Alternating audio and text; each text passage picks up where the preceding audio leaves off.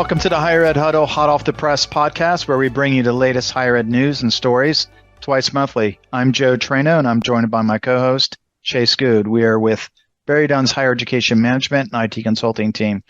Chase, how are you doing today? I'm doing great, Joe. How are you? I'm doing well. It's been a few weeks since we last recorded an episode. I think last time we talked about the DeSantis story, and I think we started a little bit about AI. There was an article about a consortium, but I think this episode you have an article on AI, which is really interesting. So I'm looking forward to hearing about that. And I'm going to bring a story about enrollment growth we're seeing across the community college space nationally. So two really interesting topics, certainly relevant today with AI, obviously, and with the start of the fall term for many community colleges. I think the enrollment news story is relevant as well. So those are the two topics we're gonna cover today, and looking forward to it. So why don't you get us started with the AI story? Yeah, absolutely, Joe. And so this is kind of the first part of a two-part series that we'll be doing on AI for the next two podcasts. But a new study found that more than a third of students used ChatGPT last year to do their homework No in colleges surprise. and universities. Yeah, I know it's really been everywhere recently. But this is a survey from intelligent.com of more than 1,200 undergraduate and graduate students that had some pretty interesting takeaways. And so among those were that 35% of the students that they surveyed said that they used ChatGPT for schoolwork during the past academic year. And so most of those respondents said that they used it for English or writing, but then some of the other common subjects were for chemistry and biology. Approximately 47% of survey respondents said they used it for that. About three-quarters of those who use ChatGPT said that they would recommend it to other students. So interesting to probably see that trend over the course of the coming year.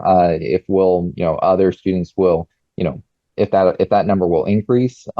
Especially because the most interesting takeaway from my perspective on the survey was that 1 in 8 students who use ChatGPT said that they saw their GPAs increase over the course of the past academic year of approximately half of a letter grade. So coming from that C plus range to a B minus range is the one that was cited the most. But it's interesting, so that there was, a positive benefit for some students, at least 1 in 8, when it came to, the effect of ChatGPT on their actual academic performance. But even still, 80% said that they saw no change from using the tool. So I think it definitely is a case by case basis, might be a little bit skewed towards the lower end of that academic performance scale. But regardless, very interesting to see the usage of ChatGPT, especially as it's been such a popular tool recently speaking. But based on that, I was also curious to see what other AI learning tools were available for students who, might be looking to take a different route to education than might be otherwise recommended. So, there are some very common or larger AI models that are being used for a variety of different purposes. So, Google has their Google Bard AI, there's Cloud AI, as well as Bing's AI chatbot. But among those that are specific towards higher education, Textero is one that was coming up pretty frequently around creating engaging writing content with specific stylistic elements that you could include. Writer is an industry specific AI bot that can produce different articles, and then something as simple as like an essay bot, which can create structured and researched original ideas, or at least original sounding ideas. And a lot of those are more specific towards the English and writing literature classes. But there are also, artificial intelligence engines for math and science, Scite GPT, Genie AI, Interactive Mathematics, Mathly, and even some designed specifically for homeschool and K-5 education. So honestly, the thing that has stood out to me the most is just the sheer number of vendors that are offering these different platforms and the different use cases that they are marketing for their AI chatbots. And I think it'll be interesting to see in the coming years whether or not we see, any trends in the marketplace because a lot of these tools are free, and a lot of them have different, let's just say, maturities in terms of how capable they are to build off the prompts that people are, putting into them. So, I guess the question that I have for you is, where do you see the AI market going? How do you see it changing? Thinking about how other technology markets have changed in the past, do you see a consolidation maybe happening, or is a vendor, buyouts or other, mergers and acquisitions on the horizon? What do you think is going to happen with the AI chatbots? Yeah, it'll be interesting to see what happens. I'm not sure if I have the crystal ball that will give us insight into what's going to happen, but I think just based on my experience and what I've seen over the last 30 years with software development and new types of software, I would definitely think there's going to be some type of consolidation. You're going to see some tools that are not popular go away or fade away or get consolidated or purchased by larger players. I think it's going to be interesting to see how higher education kind of responds to the maturity of these tools, and they're really tools. And so I think about the calculator when the calculator first came out, and I wasn't around. I don't think I was around back then, but I think HP maybe in the I'll probably get this wrong 50s or 60s came out with the calculator, and I imagine there was pushback in the higher education space that it would give students the ability to cheat on math or calculus or those type of topics or classes. So, and it really did. I think it kind of forced higher ed to react differently in how you teach students about that, really teaching them more or less how to use those tools. And I think that's going to be something we see with AI is we're gonna find out that it's probably more important to help students understand the importance and the limitations of these tools and really the power of these tools and really incorporating that into whatever majors or degrees they're seeking. I think the future will have AI in it. I don't know what AI is going to, what footprint it's going to have, but I think we miss the boat if we don't plan for that and we don't consider incorporating learning about it in higher education. That's my thinking about it. Any reaction to that? I think you said it pretty well that we're going to start seeing it more and more. It's here to stay. We're not going to be avoiding it. It's really just a matter of adapting at this point.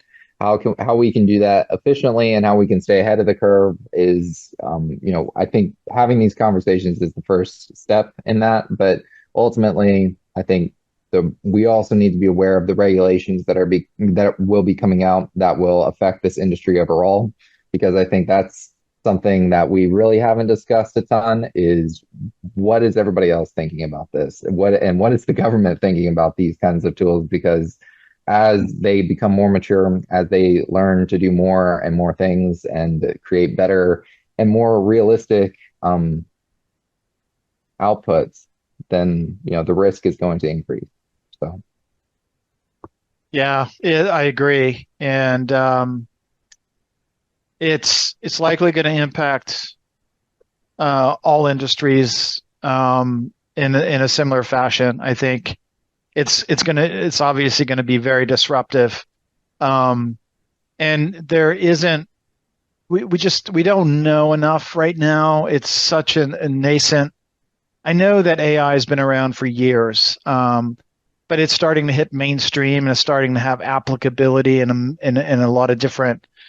It's out for the masses now, and everyone's racing to develop these tools and to give everyone access to these tools. And it's unbelievable how many tools there are. I mean, there's hundreds. I'm bombarded by these news clips where they introduce these new tools, and it's just so much, so fast right now.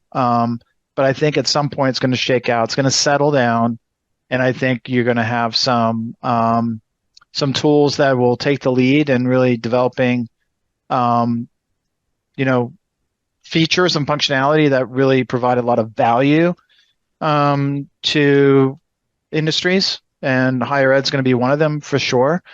But there's so many unknowns right now. Yeah, it's going to be interesting to see what happens, and I think your point about regulation, I think, is going to play a big role as well. I think we need to bring some caution to the table and not rush into jumping on some of these AI tools so quickly, but really understanding what the impact is. Yeah, I don't know. I think we can talk about this forever. There's just so much to kind of dive into and really peel back all these different layers. I mean, we haven't really talked about the faculty side. I mean, your story was about the students, but it would be interesting to maybe hear a little bit about the faculty aspect of all of this. I imagine they're feeling threatened a little bit that some of these tools, what they're creating. So I don't know. It'll be interesting. Yeah, and I think that's going to be the story that we plan to go over during the next podcast is really around some of the AI tools that are being used to detect cheating, especially in an academic scenario. Because as students use these tools more and more, I think there's an equal number of faculty who are looking for ways to kind of catch on and get ahead of Yeah. some of those efforts. Yeah, I agree. And I think we also have to look at different ways of testing our students. The old ways of testing may not apply anymore, or we need to change our thinking a little bit more around how we can test students in a way that doesn't negate what they're using the tools for. And what I mean by that is, let's look at ways where we can test them on how good they are at using the tools, for example. And that's just one example. But obviously, we need students to learn to write on their own versus having AI tool do it for them. But we'll see. Certainly a good point. And I imagine there's a lot of opinions out there. So it'll be interesting to hear what what others have to say about this going forward. Maybe I can see us having maybe a student or a faculty member on a future podcast just to get their perspective. That would be kind of cool. Absolutely. Anyway, thanks for bringing that story, Chase. I have a story from Inside Higher Ed. This was released today, and it's about community colleges' modest enrollment growth. And the article cites 3 themes, and I'll just touch on the themes at a very high level. The first being the economy. The second is CRM and student outreach efforts, and the third, free college programs. So the article starts with a few data points on enrollment growth at community colleges. The first being Wake Technical Community College had its largest ever cohort for fall last Monday and celebrated the historic enrollment growth with just over 24,000 students. And this was a large increase compared to the enrollment drops that they had in 2021 and 2022. So in 2021, they had a 10% drop, and in 2022, they had an 8% drop in enrollment growth. For this year, Wake Technical Community College had an increase of 10%. The uptick of enrollment across the community college nationally is up 0.5%. And that is something that we're seeing across the community college landscape.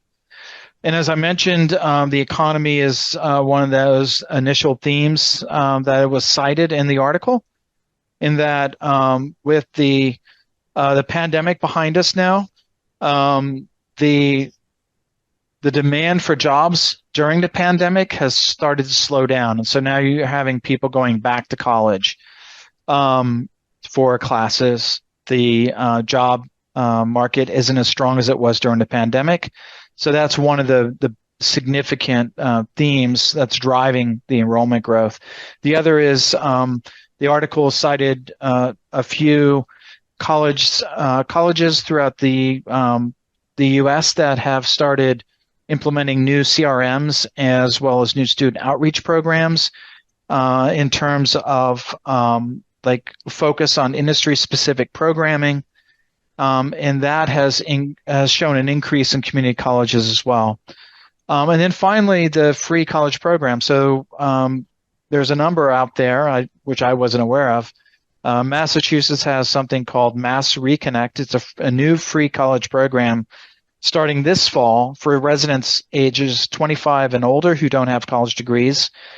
And then there's other free college programs such as Michigan Reconnect, Columbus Promise, and Tennessee Promise, which offer similar types of programs, and they have similar floods of applications when they launched these programs just in the last 2 to 3 years. So the upward enrollment trend is something that we're seeing nationally, and we'll continue hopefully to see this over the coming years.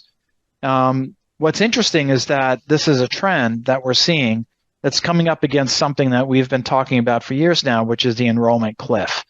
And so we're anticipating a big enrollment drop in 2026 around that time, based on the lack of students coming out of high school that are eligible to go to college. So it'll be interesting to see what happens, and I wanted to see what your thoughts are. Do you think this is a trend that will continue? Are we looking for other ways to kind of avoid the enrollment cliff? Well, what do you think about that? Well, I think there's a lot of macro trends at play here, and trying to part the headwinds and know which way is blowing the strongest is certainly not the easiest thing. I think that from the three themes that you shared, it does make a lot of sense why there's been kind of an upsurge in the enrollment, especially at the community college level. I think some of the other things that you were talking about that I was thinking of were, first, how does the rise in inflation that we've seen recently affect community college enrollment? Are people looking at the jobs that you used to not have to require an associate's degree for as no longer being able to meet the needs of, rising prices and the inflation trend? So is that, also encouraging more people to go back to school and get more, education, things like that? The other trend that I think, might play a factor in this enrollment cliff is how the increase in some of the international students and some of the immigrants into the U.S. might, impact that curve and that population trend that did decline during the pandemic, but has since, rebounded quite a bit, both from international students and, those entering the U.S. And so I think that it's going to be very interesting to see. I don't think that all of those combined will necessarily, prevent the enrollment cliff from, some of its impacts, but it might help, lessen those impacts later down the road if some of those positive trends are able to continue. I think ultimately the biggest trend that will, determine whether or not we continue to see enrollment increase is the value that individuals place on the education that they are receiving. If that continues to increase, then of course, enrollment would likely follow. However, as the pandemic showed us, people aren't always as confident in the benefits that a college degree might bring them. So I think that'll be something else that we want to keep a close eye on. Yeah, those are really good points, Chase. And I'm curious if we're going to see an increase because of AI. Are more people going to go back and get reskilled in AI type of technologies that's going to be required to continue?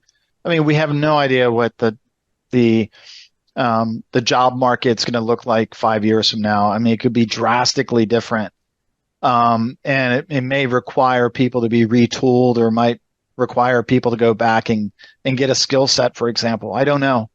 But it'll be interesting to see what happens. But I agree. I don't know if it's enough to to reduce or avoid the enrollment cliff that we're going to see. I think I don't know if we mentioned it, but certainly it's related more to population numbers, and I don't know if you can make that up, but you can. I guess you could. You can make it up from new students eligible, like your traditional college student coming out of high school and ready to go to college. However, you can make that up with others going back, other like non-traditional students going back to school.